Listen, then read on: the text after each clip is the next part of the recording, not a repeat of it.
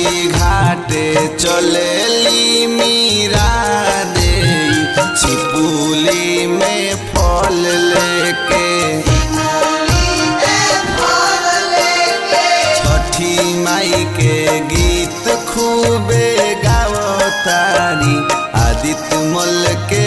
अर्घ दे के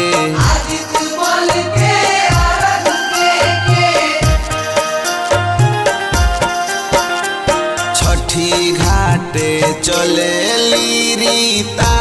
दे सिपुली में फल लेके छठी माई के गीत खूबे गावतारी आदित्य मल के अर्घ दे के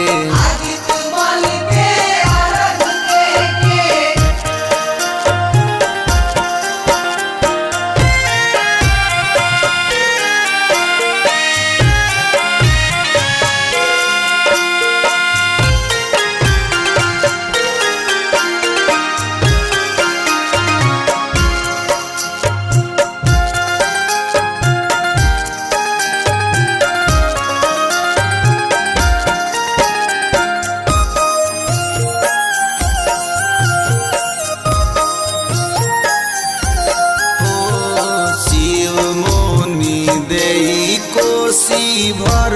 तारी चौमुख दिया बारी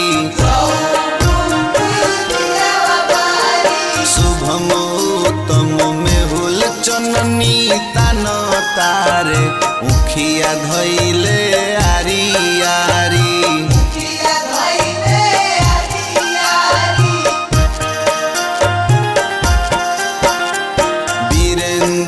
चौहान गीतिया गावतारे छठी मैया कृपा करी विनोद